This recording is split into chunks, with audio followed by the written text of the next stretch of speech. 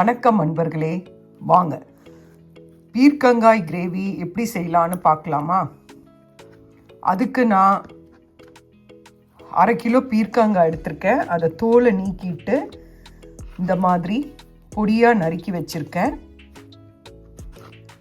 நீங்களும் இந்த மாதிரி பீர்க்கங்காவை தோலெல்லாம் சீவிட்டு பொடியாக நறுக்கி வச்சுக்கோங்க.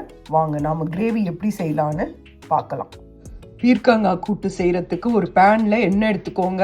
கடுகு, கடலைப்பருப்பு, ஒரு சிவப்பு மிளகாய், கொஞ்சம் பெருங்காயம் போட்டு நல்லா ஃப்ரை பண்ணிக்கோங்க. இப்போ நாம் நறுக்கி வச்ச வெங்காயத்தை, ஒரு பெரிய வெங்காயம் எடுத்துக்கோங்க, ஒரு 2 தக்காளி எடுத்துக்கோங்க, 2 பச்சை மிளகாய் எடுத்துக்கோங்க. எல்லாத்தையும் பொடியாக நறுக்கிக்கோங்க. வாங்க பார்க்கலாம். நறுக்கி வச்ச வெங்காயம், பச்சை மிளகாய் போட்டு நல்லா வதக்குங்க. நல்லா வதங்கணும், நல்லா கண்ணாடி பதத்துக்கு நல்லா வதங்கணும். இது கூட கொஞ்சோண்டு உப்பு சேருங்க, சீக்கிரம் வதங்கிடும், நல்லா சாஃப்ட் ஆகிடும். வாங்க அடுத்து பார்க்கலாம். நான் இதில் கொஞ்சம் உப்பு சேர்க்குறேன். வெங்காயம் நல்லா வதங்கிடுச்சு. இப்போது 1/2 டீஸ்பூன் ஜிஞ்சர் கார்லிக் பேஸ்ட்டு சேர்த்துக்கலாம். இதை நல்லா பச்சை வாசனை போகிற வரைக்கும் நல்லா வதக்குங்க.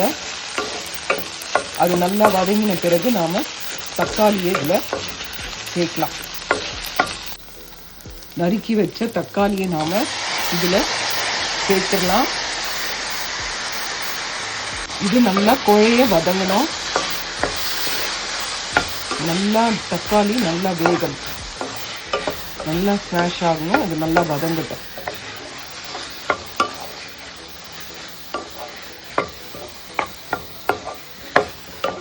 நல்லா வதங்கின பிறகு காட்டலாம். பாருங்க, வெங்காயம் தக்காளி நல்லா குழைய வெந்தாச்சு. இப்போ நாம் ஸ்பைசஸ் எல்லாம் இதில் போட்டுடலாம். இதில் உப்பு சேர்த்துக்கோங்க, மஞ்சள் பொடி சேர்த்துக்கோங்க, அப்புறம் வீட்டு மிளகாய் தூள் 1 டீஸ்பூன் சேர்த்துக்கோங்க. அப்படி இல்லாதவங்க 1 டீஸ்பூன் சிகப்பு மிளகாய் தூள், 2 டீஸ்பூன் தனியா பவுடர், 1/4 டீஸ்பூன் மஞ்சள் தூள் சேர்த்துக்கோங்க.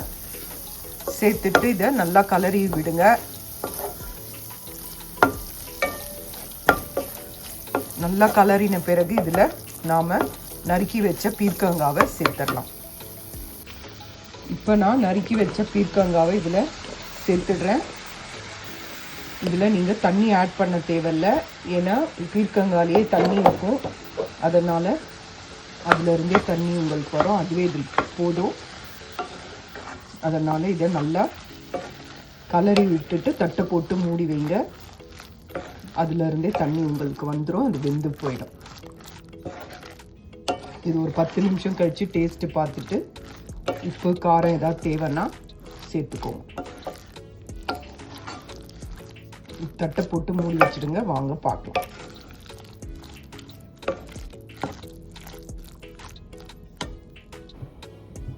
இப்போ பாருங்கள், பீர்க்கங்காய் கிரேவி ரெடி ஆயிடுச்சு. இது நல்லா ஒரு கொதிக்கட்டும்.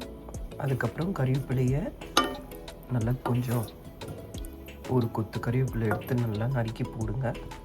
இது ஒரு கொதி வந்தவுடனே நான் ஒரு 1/4 டம்ளர் தேங்காய் பால் விடுறேன். நீங்கள் எவ்வளோ எடுக்கிறீங்களோ அதுக்கேற்ற மாதிரி தேங்காய் பால் அளவு எடுத்துக்கோங்க. வாங்க காட்டுறேன். பாருங்கள், நல்லா கொதிச்சிருச்சு. இப்போ இதில் நாம் 1/4 டம்ளர் தேங்காய் பால் சேர்த்துக்கலாம்.